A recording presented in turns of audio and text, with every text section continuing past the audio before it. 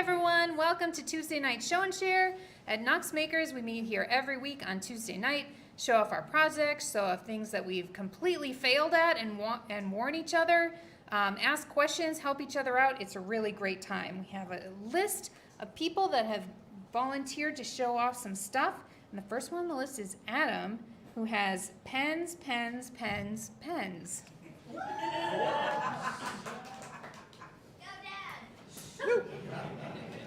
Okay, so hi, I'm Adam. Microphone's over here. I'm less tall than Tracy is. So a few of you know me, most of you probably don't. I make pens as a hobby. And recently, after talking with a store in Foothills Mall, they have decided to start keeping my pens in stock. So part of that agreement is I have to have 10 pens to hand them to put in the store. I do not have 10 yet, I have 8. And in fact, one of them has already sold, so really I have 7. But I wanted to show them off here and give you guys a chance to scope them out before they end up under somebody's Christmas tree. So I'm going to go in order from what I consider the lowest end to the highest end. So this right here is dyed spalted tamarind with maple inlay. This is a twist action slimline. I've got cedar with a brass inlay.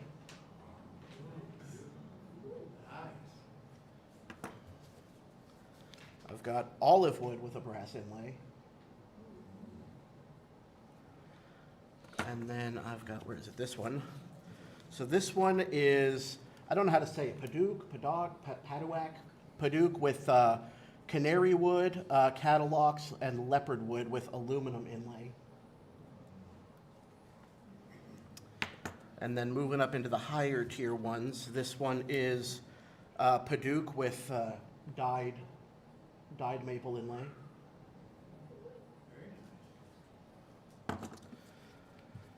This one is Wenge with a bolt action. This one has a different finish on it. This is a polished finish instead of a cyanoacrylate finish.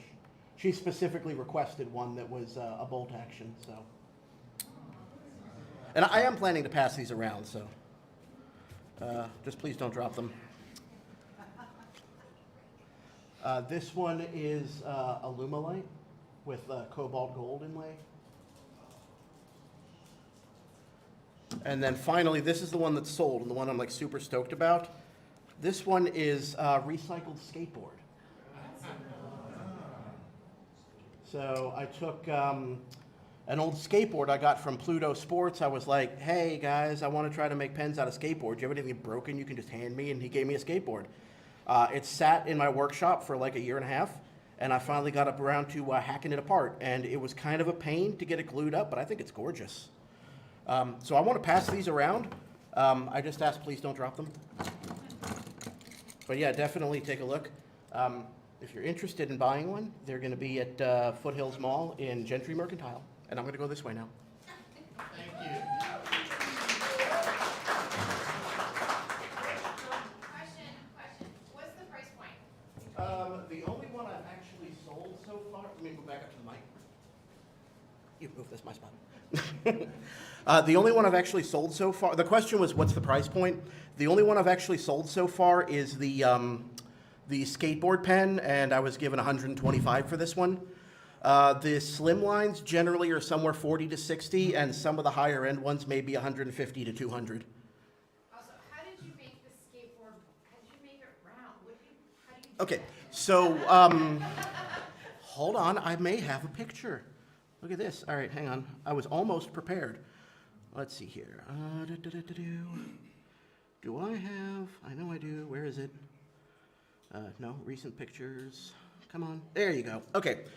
So what I did, and let's see if I can get this to. So what I did was I took the skateboard. That was loud. I took the skateboard, hacked it into about 3-inch wide strips on my bandsaw.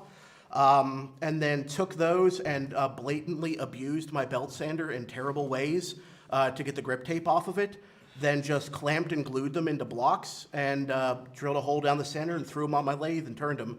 So I've got the two there that are the vertical striping or what are in that pen now. And then for an experiment, I did a diagonal striped one too, which is still a blank sitting in my toolbox. I haven't turned that one into a pen yet.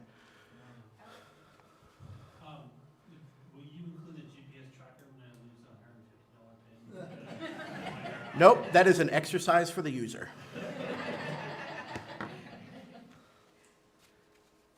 Cool. All right. Thank you, Adam.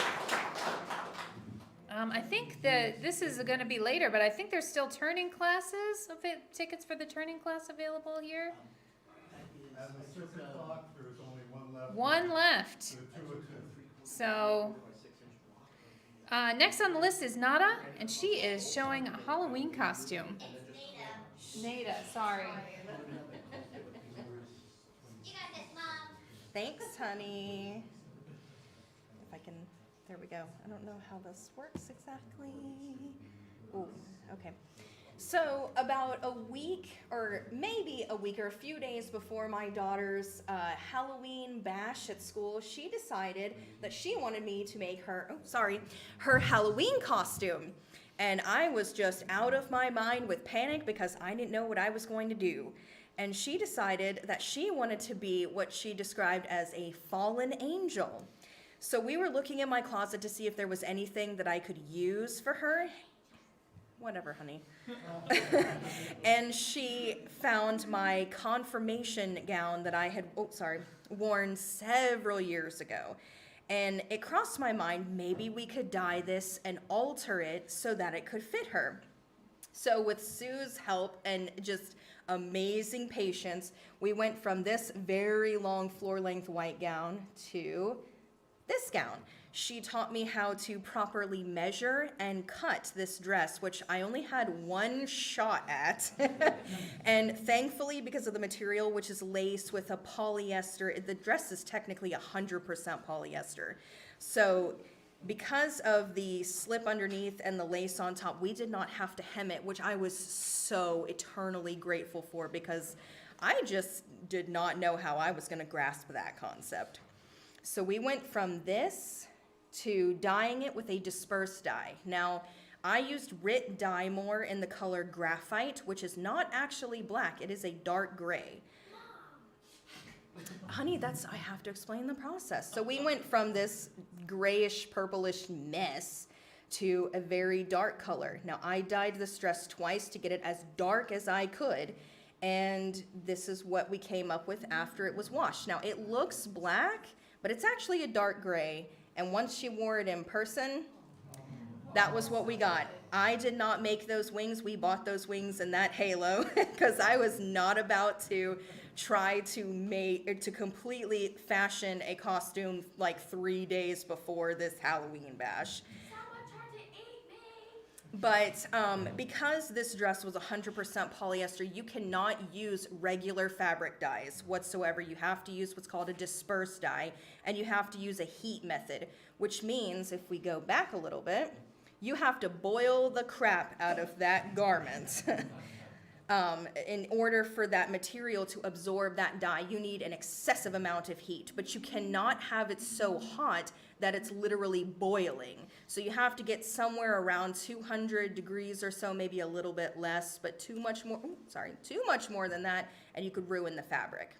But she was happy with the outfit. I'm happy with it because that's the first time I've ever done anything that required this much sewing basic skills or basic sewing-ish skills. So I'm just very happy, and I am just so grateful to Sue for taking the time out of her busy day and taking time away from her grandchildren so that she could help me.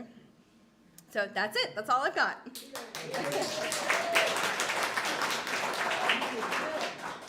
Is the dispersal dye a different kind of dye or just a different kind of process? It's a different type of dye and it's a different process. You have to make sure that the material that you are using is going to respond to that dye. So that's the particular dye you have to use for polyester. Very cool. Thank you. Next up is Victor, who is showing blood and guts, hopefully not his own.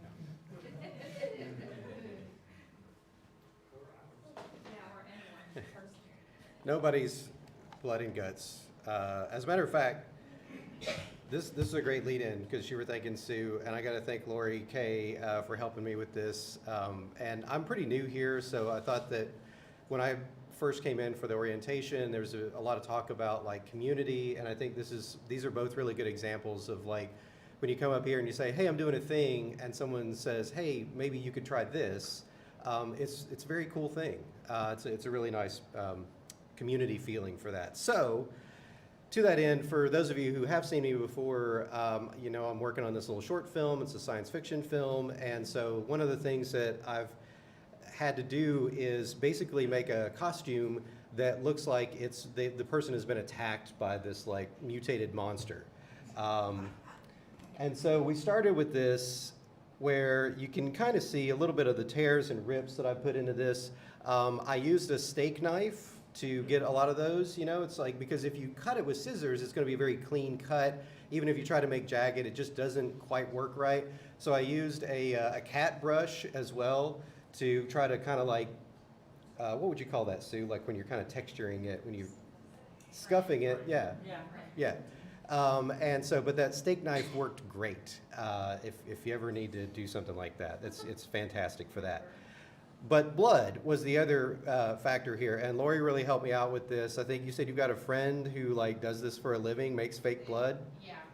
So they specialize in makeup artist guy.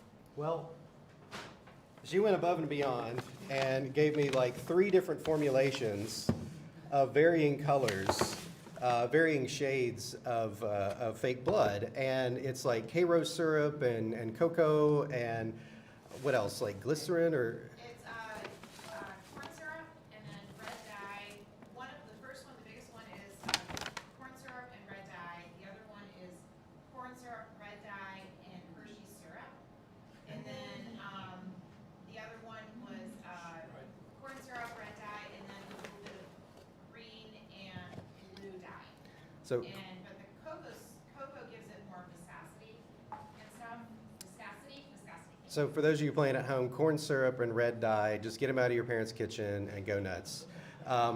Here was the problem, was that I took a brush and started like gently painting onto the back of this garment, and I was like, well, this doesn't look right. It's not wet, it's not whatever. And then I thought, hey, you know what? What if I finger painted? And that turned out fantastic. So you can kind of see here, it looks wet. And it was drying, but it kind of dried wet. And so I can show you, like the back of it there still looks wet.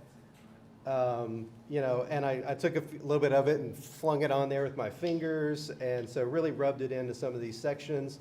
There's a little bit where I'll probably go back and put some of the darker shades. Oddly enough, the lightest shade actually worked well because this is already a very red jacket. So you really needed to use that lighter color for it to come through. But I'm going to take the darker one and add this once we have a later on, because I've actually got a scene where this person regenerates, I regenerate from them. I don't know if you know Doctor Who, you know what I'm talking about. But I'm supposed to be wearing this then later, and it has to look like congealed blood. So that's fun.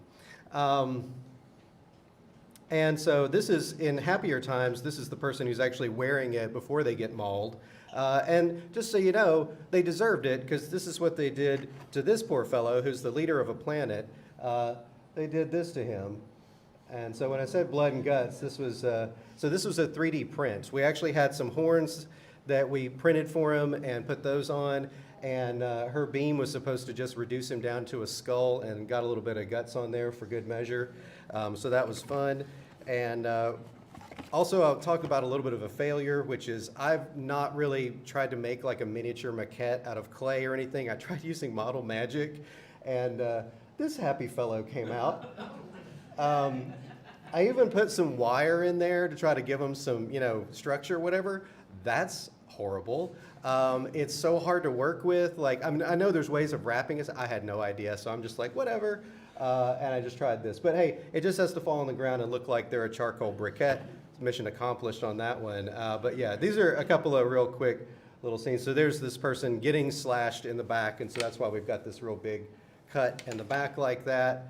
And here's the set, by the way. For those of you who've been hearing me talk about the greebles and everything that I've been making, let me zoom in here a little bit. Some of you may notice, I don't know who donated that. Somebody donated that. These are from the Hack Rack. There's also the talk I gave on greebles. There's some of the greebles that I printed. So yeah, so it's it's coming along. We still got some dialogue scenes to do, but yeah, that's it. Any questions? Very nice. Thanks. Thank you, Laurie. You gonna join here one night after show and share? Sure. That was gross, so good job. Next on the list, we have Ariana, who's showing a painting.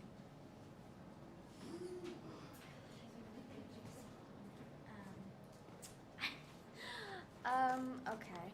So I am Ariana. I made a painting. Oh, that's upside down. Oh, okay. So like, yeah, minus button, please. Okay. Oh, okay. There you go. Okay, so that is my painting. I made a tree. I tried to make like a sea. It's supposed to be like a Halloween Thanksgiving mix mashup. At the bottom you see the sea, where it is reflecting the sun, and at the top you see a tree with a little cat on the tree branch. And then you see the sun and like a sunset. You see the sun and you see a sunset figure. My inspiration was the sunset, and this was before we went to Myrtle Beach. But the sunset was my inspiration, and the sea was my love for the ocean animal life. At the moment today, I had art. And my teacher inspired, my art teacher, Miss McCoy, she inspired me to do a galaxy-themed painting, so that's what I'm working on next.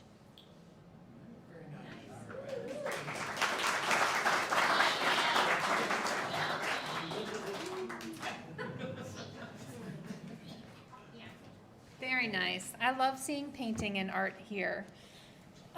Next up, we have Sean, who has a homebrew tabletop RPG. Do you need someone to hold it for you? No, I'm gonna put Okay. it under the camera as well. Yeah. So if you've seen me around the workshop recently, I've been doing a lot of casting, and if people ask me, what are you making? I said, it's a mystery. And now mystery solved. This is my post-apocalyptic Candyland tabletop RPG board that I made. I had the idea, I call it Candy Wasteland. And I was like, oh, what's like a way to turn Candyland into a post-apocalypse and just split it into a cataclysm and a bunch of warlords fighting each other, but also still brightly colored and full of candy. So I got a bunch of molds off of like Wish and all those discount sites, just really cheap silicone molds of a bunch of different candies, and have just been casting with the really fast resin and the longer cure one. I got this is my first ever time making anything miniature as well, so I was learning some techniques for that, and so like I got miniature candy canes, and I make terrain out of Cellu clay, and the flocking material and small shrubs and stuff like that. And for those of you who know me and my affinity for hot glue, would be surprised to learn I did not use a single drop of hot glue in this entire project. So, I know, right? Gross. But yeah, so this was Cellu clay, like paper mache clay. Ran out of time because I was using the board as guinea pigs and made them play the first ever trial run of this.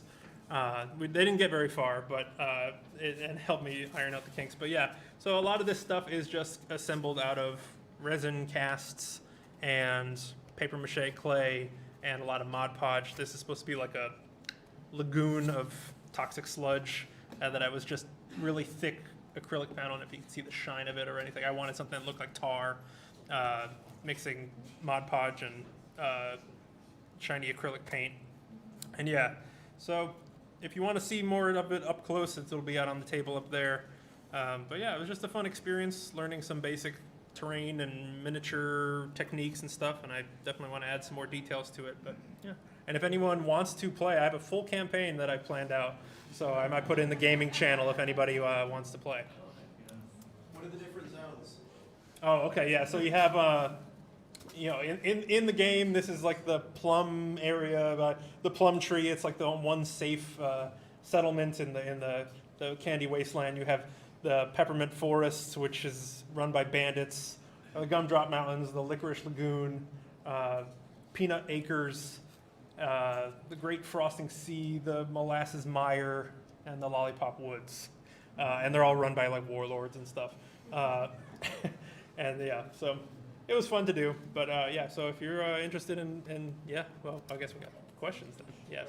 Are you using a pre-established set of like gaming mechanics? I modified a small game that I found that had like very pretty simple rules, as far as the amount of dice that you have to roll.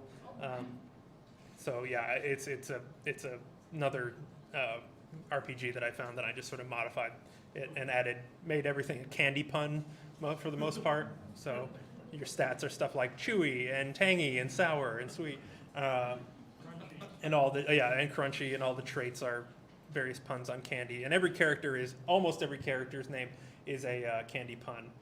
But yeah, and then Lori, you had a question? Actually, I was gonna ask what the game pieces are. Oh, originally I had wanted to make a van, a candy van, and it would be like kitted out like Mad Max style, had spikes all over it. I ran out of time to make that. I have the model and I do intend on painting it, but right now I was just using a little gingerbread man as the marker. But yeah, so it's not like a full minis game or whatever, but yeah. Because I still was like, it's still Candyland, like it's still you go along the road and whatever, but with people shooting each other's crossbows. So yeah, all right, thanks.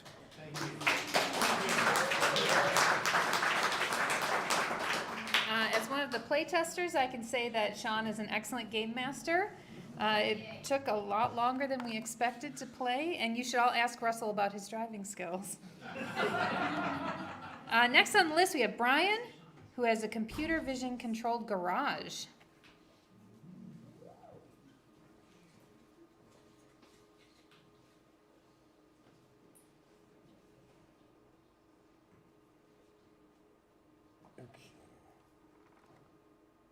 You can zoom in with the plus button too. Okay, so, yeah. How do we, there we go. So I forget things. Sometimes I forget to, the idea is, this is a computer vision controlled garage. It recognizes my face and it opens the door. And eventually I wanted to get it to where it, like when I go inside or if I leave, it's automatically closed. That piece isn't there yet. But anyway, so sometimes I forget to close the garage door. Sometimes I lock the door before I open it. So this is just gonna like outsource executive function to technology. And so this, please excuse, well, you can read. So we've got the camera, the front and the rear sensors to detect when the garage door is open or closed, because all you really got is a switch. It's a relay to interface with the garage door opener. So there's a Python package that's for facial recognition. I also used OpenCV a little bit for dealing with the model, the facial recognition model, and then RTSP protocol to interface with the IP camera, and then there's a script for generating headshots. There's a script for training the model, and then there's a separate script for actually doing the thing. And the deal is it recognizes a face and it trips the relay if the door is closed. If it's open, then it doesn't do anything. So here's the, I did some measurements and made some designs and 3D printed brackets for each of the, for the Hall effect sensor. And then I super glued some neodymium magnets to the trolley that moves the door. And there is the crude wiring. And then I Velcroed the Raspberry Pi. It runs on a Raspberry Pi 4. I Velcroed the Raspberry Pi on the side of my, the opener thing, and I think that's it. Yeah, and then I also have a demo video. It's like 30 seconds, it's not.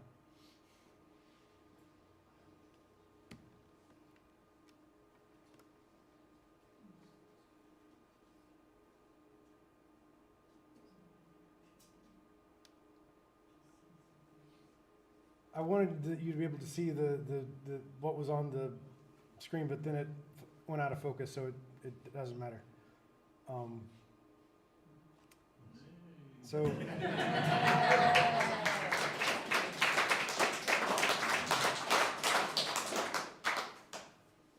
Have you tried it with other faces? yes, I did. I had my mom come over and walk up, and it said unknown. So yeah, I do know that it's not just any face.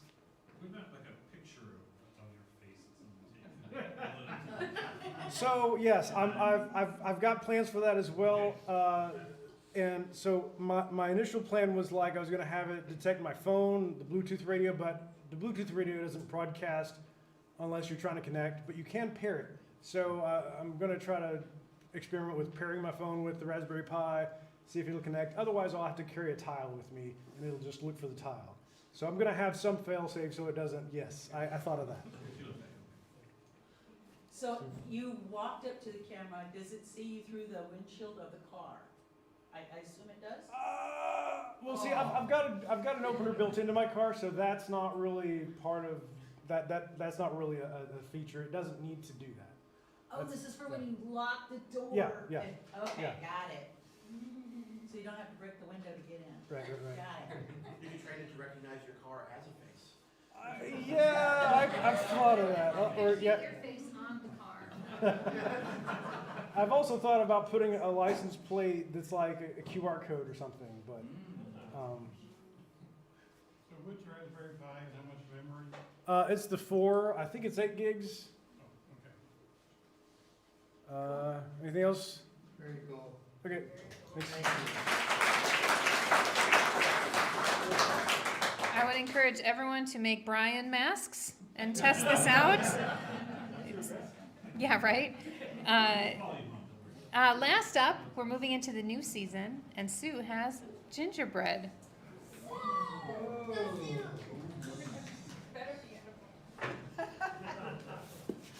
Well, we'll find out. Okay. So when I say gingerbread, what do you think of? Food. Okay. House, cookies. I've made gingerbread houses before. I find them extremely difficult, and you can't eat the cookie. So I didn't really like that idea. My 4-year-old grandson was coming. I wanted something to do that was Christmassy. So we decided to make gingerbread people. I copped out and got a gingerbread pre-domo already made stuff. So, but then I had to roll it out. I have a rolling pin from like 50 years ago with actual handles on it. And so to find 1/4-inch spacers, I couldn't find mine. I was trying to find a substitute. Ended up with cake pillars, because they're about 1/4 inch. And we rolled out the dough, and then we cut the, not only gingerbread people, but other Christmassy type items. And we have a full stock of gingerbread cookies. So I will be putting them out on the table, the hospitality table. Oh, let's go out. For everyone to enjoy. The one thing I will say is it's a little bit like, how many of you saw Shrek with the poor little gingerbread guy without, yeah, well, the cookies are very soft and they kind of broke apart, so there might be a few without legs or arms, but they're edible, they're okay.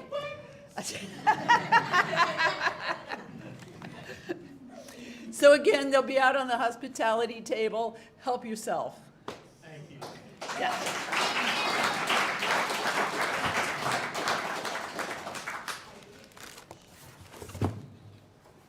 And you tell me if they're edible.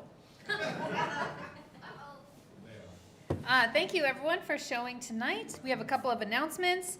The first announcement comes from the woodworking zone. If you have wood in there stored that's unlabeled, it's going to get donated to Knox Makers.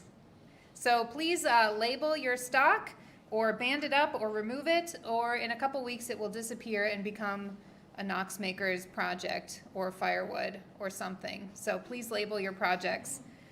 Tonight, after show and share, we have two things going on. First thing, we have a coal forge demo that Andrew is putting on. He's basically showing how to light the coal forge and how to use it. That's a new feature in the blacksmithing area. It's going to be about 20 minutes directly after show and share. And we also have new member onboarding directly after show and share, which is for anyone who's interested in membership, who's a trial member, who wants to just hear more about Knox Makers. That is a short presentation that's required for membership at some point, and that will be in here. It's about 40 minutes long, so we'll do a brief intermission where people can leave and use the restroom and then come back in, and then we're going to do that in here tonight. And then next week, Tuesday, on December 5th, we have Toy Tech Night, which is our most festive Tuesday of the year.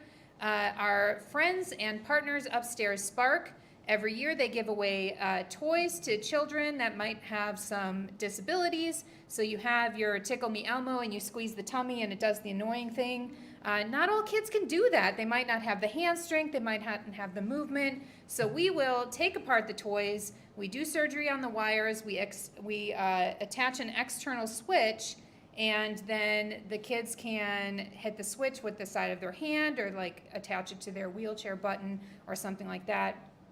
And then Spark gives those away with their own Santa at their own Christmas party. And it's a really good time. You don't have to have any electronics experience.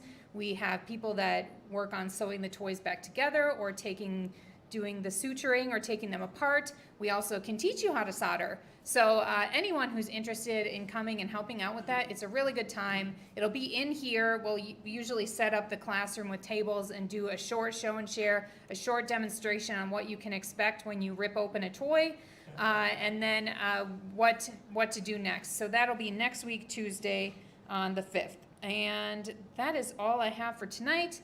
If someone could change the air filters, that'd be great. Anyone? Thank you. And if you see any trash that's overflowing, please take that out as well. And that's all I've got. Go have fun, or come back here for new member onboarding and have fun in here. Thank you, Tracy.